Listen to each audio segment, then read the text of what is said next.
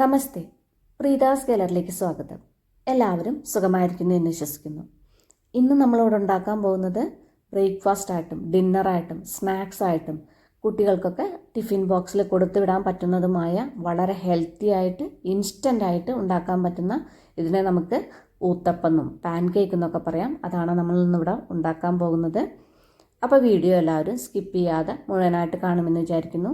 Video ഇഷ്ടമായിട്ടുണ്ടെങ്കിൽ like ചെയ്യാനും മറ്റുള്ളവർക്കൊക്കെ share ചെയ്ത് കൊടുക്കാനും മറക്കില്ലല്ലോ. സബ്സ്ക്രൈബ് ചെയ്യാത്തവർ ഒന്ന് സബ്സ്ക്രൈബ് ചെയ്യാനും മറക്കല്ലേ. എന്നാൽ നമുക്ക് ഇത് എങ്ങനെയാണ് ഉണ്ടാക്കുന്നത് എന്ന് നോക്കാം. ഈ വെറൈറ്റി ആയിട്ടുള്ള ഊത്തപ്പം ഉണ്ടാക്കാൻ വേണ്ടിയിട്ട് ഞാനിവിടെ ഒരു കെട്ട് പാലക്ക് കഴുകിയെടുത്തിട്ടുണ്ട്.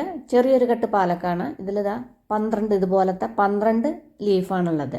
അത് ഇതേപോലെ നന്നായിട്ടൊന്ന് കഴുകിയെടുക്കുക. കഴുകിയെടുത്തതിന് ശേഷം അതിൻ്റെ തണ്ട് ഭാഗത്തൊന്ന് കട്ട് ചെയ്ത് കളഞ്ഞിട്ടുണ്ട്. ഇനിയിപ്പോൾ തണ്ട് ഭാഗം കട്ട് ചെയ്ത് കളഞ്ഞില്ലെങ്കിലും യാതൊരു കുഴപ്പമില്ല. ഇനി നമുക്കിത് ഇവിടെ നിന്ന് മാറ്റി വയ്ക്കാം. പിന്നെ അതിലേക്ക് വേണ്ടിയിട്ട് കുറച്ച് ക്യാരറ്റും ഗ്രേറ്റ് ചെയ്തെടുത്തിട്ടുണ്ട്. ചെറിയൊരു ക്യാരറ്റ് അത് ഇതേപോലെ ഒന്ന് ഗ്രേറ്റ് ചെയ്തെടുക്കുക. ഇത് നമ്മുടെ ഊത്തപ്പത്തിൻ്റെ മുകളിൽ ഗാർണിഷ് ചെയ്യാൻ വേണ്ടിയിട്ടാണ്. ഇനി നിങ്ങളുടെ കയ്യിൽ ഏത് വെജിറ്റബിളാണുള്ളത് വെച്ചാൽ ക്യാരറ്റ്, ക്യാപ്സിക്കം, ടൊമാറ്റോ ഏതാണ് ഉള്ളത് വെച്ചാൽ നിങ്ങൾക്ക് ഇഷ്ടമുള്ള വെജിറ്റബിൾ ഏത് വെജിറ്റബിൾ വേണമെങ്കിൽ എടുക്കാം. പിന്നെ ഞാനിവിടെ കുറച്ച് തേങ്ങയും കൂടി എടുത്തിട്ടുണ്ട്. ഓപ്ഷണലാണ്, ഏതാ നിങ്ങൾക്ക് വേണ്ടത് എടുത്താൽ മതി.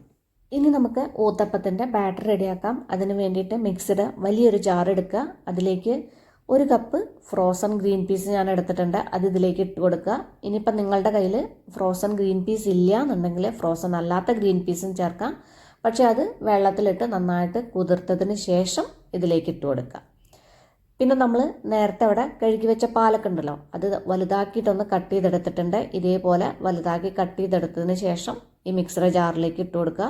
അതേപോലെ അങ്ങോട്ട് ഇട്ട് കഴിഞ്ഞാൽ നമുക്ക് അരച്ചെടുക്കാൻ ബുദ്ധിമുട്ടല്ലേ, അതുകൊണ്ടാണ് ഒന്ന് വലുതാക്കിയിട്ട് കട്ട് ചെയ്തിട്ടുള്ളത്. പിന്നെ വലിയൊരു കഷ്ണം ഇഞ്ചിയും തൊലിയൊക്കെ കളഞ്ഞ് കഴുകി എടുത്തിട്ടുണ്ട്. അതും ഒന്ന് കട്ട് ചെയ്തിട്ട് കൊടുക്കുക. ഇതുപോലെ വലുതാക്കിയിട്ടൊന്ന് കട്ട് ചെയ്തിട്ട് കൊടുത്താൽ മതി. ഇനി ഇതിലേക്ക് ഞാനൊരു 5 പച്ചമുളക് കഴുകി എടുത്തിട്ടുണ്ട്. അതും ഇതിലേക്ക് ഇട്ട് കൊടുക്കുക. ഇനിയിപ്പോൾ മുളകൊക്കെ നിങ്ങളുടെ എരിവിനനുസരിച്ചിട്ട് എത്ര വേണ്ടെങ്കിൽ ചേർത്ത് കൊടുത്തോളൂ. പിന്നെ കുറച്ചധികം വലിയൊരു പിടി മല്ലിയില നന്നായി കഴുകിയെടുത്തിട്ടുണ്ട്. അതും ഒന്ന് ഇതുപോലെ വലുതാക്കിയിട്ടൊന്ന് കട്ട് ചെയ്തിട്ട് ഇതിലേക്ക് ഇട്ട് കൊടുക്കുക. ഇനി നമ്മളിതിലേക്ക് ചേർക്കാൻ പോണത് ഓട്സാണ്. 1 കപ്പ് ഓട്സ് എടുത്തിട്ടുണ്ട്. അതും ഇതിലേക്ക് ഇട്ട് കൊടുക്കുക. 1 കപ്പ് ഗ്രീൻ പീസ് എടുക്കുമ്പോൾ 1 കപ്പ് ഓട്സ് എടുക്കുക. ഇനി ഈ ബാറ്ററിലേക്ക് ആവശ്യത്തിനുള്ള ഉപ്പ് ഇട്ട് കൊടുക്കുക. 1 ടീസ്പൂൺ ചേർക്കുന്നുണ്ട്. പിന്നെ വേണമെങ്കിൽ നോക്കിയിട്ട് ചേർത്ത് കൊടുക്കാമല്ലോ. പിന്നെ ഇതിലേക്ക് കുറച്ച് വെള്ളവും കൂടി ഒഴിച്ചതിന് ശേഷം ഇത് നന്നായിട്ടൊന്ന് അരച്ചെടുക്കുക. ഇതാ കണ്ടില്ലേ, ഇതേപോലെ ഒന്ന് അരച്ചെടുക്കുക.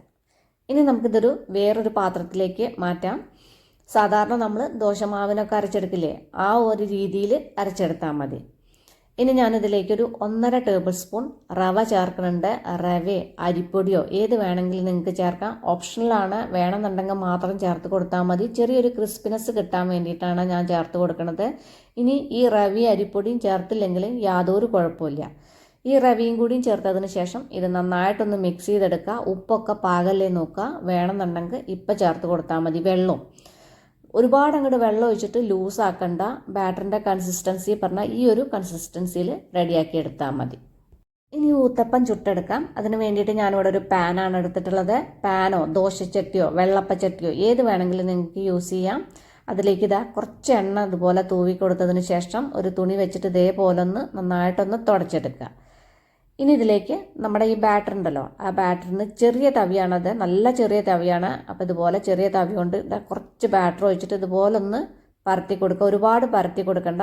ഈ ചെറിയ തവിയോ അല്ലെങ്കിൽ നല്ല വലിയ സ്പൂൺ വെച്ചിട്ടോ ഒഴിച്ചു കൊടുത്താൽ മതി. ഇപ്പോൾ ദാ ഒരു പാനിൽ 3 എണ്ണം ഉണ്ടാക്കാനുള്ള സ്ഥലമാണുള്ളത്. ഇനി ഇതിൻ്റെ മുകളിലേക്ക് നമ്മൾ നേരത്തെ അവിടെ ഗ്രേറ്റ് ചെയ്ത് വെച്ച ക്യാരറ്റ് ഉണ്ടല്ലോ, അതും ഇതുപോലെ ഒന്ന് മെല്ലെ ഒന്ന് ഇട്ട് കൊടുക്കുക. ഒരുപാട് ഒന്നും ഇട്ട് കൊടുക്കേണ്ട ആവശ്യമില്ല. ഇതുപോലെ കുറച്ചിട്ട് കൊടുത്താൽ മതി.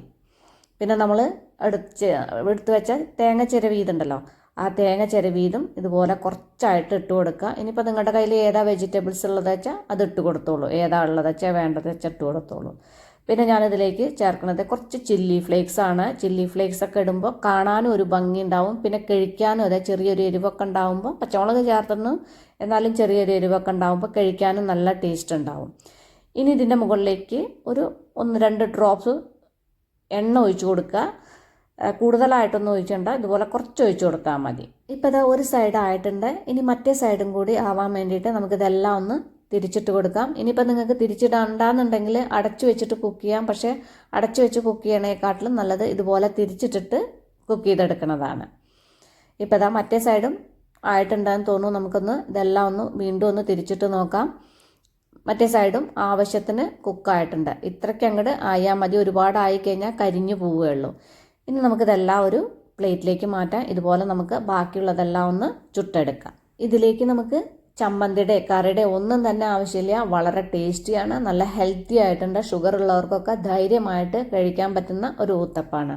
അപ്പോൾ ഇതെല്ലാവരും ഒന്ന് ട്രൈ ചെയ്ത് നോക്കൂ. നിങ്ങളുടെ ഫീഡ്ബാക്കൊക്കെ എന്നെ അറിയിക്കാൻ മറക്കല്ലേ.